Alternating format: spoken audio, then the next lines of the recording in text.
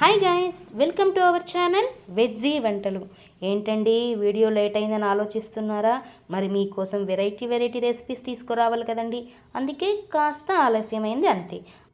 అలాంటి వెరైటీ రెసిపీనే ఇప్పుడు మీ ముందుకు తీసుకొచ్చాం. ఈరోజు రెసిపీ రసం రైస్. ఇది కాస్త డిఫరెంట్గా ఉంటుందండి.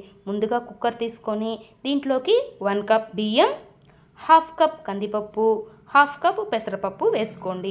మీరు ముందుగా ఇది ఒక 1 అవర్ బిఫోర్ కూడా నానబెట్టుకోవచ్చు, లేదంటే అప్పటికప్పుడు కూడా వేసుకోవచ్చు అండి.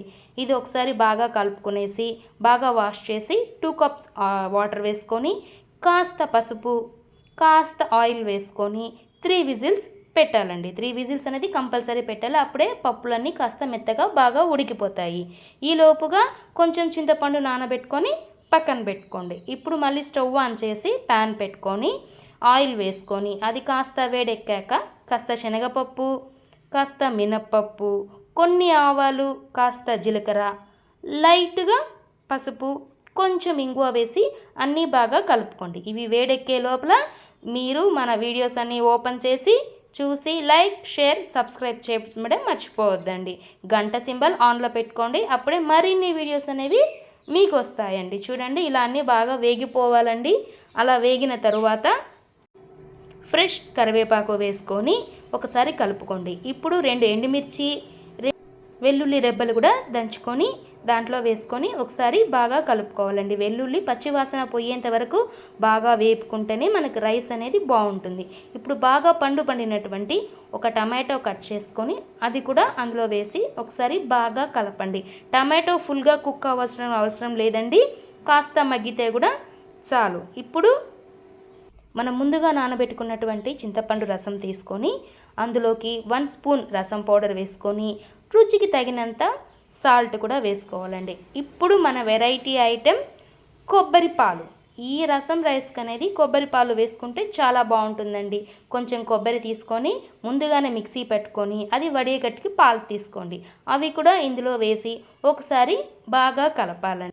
బాగా కలుపుకున్న తరువాత స్టవ్ మీద మగ్గుతున్నటువంటి టమాటాస్లో ఈ జ్యూస్ అనేది వేసేయాలండి.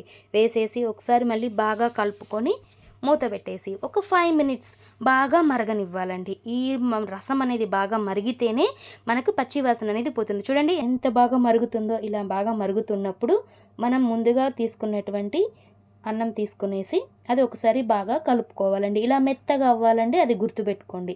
మెత్తగా అయితేనే టేస్ట్ అనేది చాలా చాలా బాగుంటుందండి.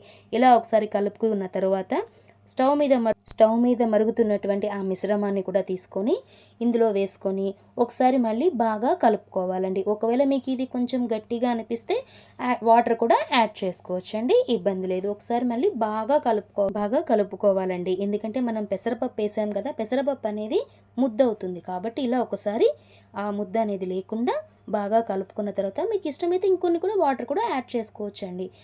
వాటర్ యాడ్ చేసుకున్న తర్వాత ముందుగా తీసి పెట్టుకున్నటువంటి కొత్తిమీర వేసుకొని కాస్త నెయ్యి కూడా వేసుకోవాలండి. నెయ్యి వేస్తేనే టేస్ట్ అనేది చాలా చాలా బాగుంటుంది. నెయ్యి నచ్చని వాళ్ళు స్కిప్ చేసుకోవచ్చండి. మళ్ళీ మూత పెట్టేసి ఒక విజిల్ రానివ్వండి. అంతే అండి, ఎంతో సింపుల్ అయినటువంటి రసం రైస్ రెడీ అండి. వీడియో చూసి షేర్ చేయడం, లైక్ చేయడం మర్చిపోవద్దండి.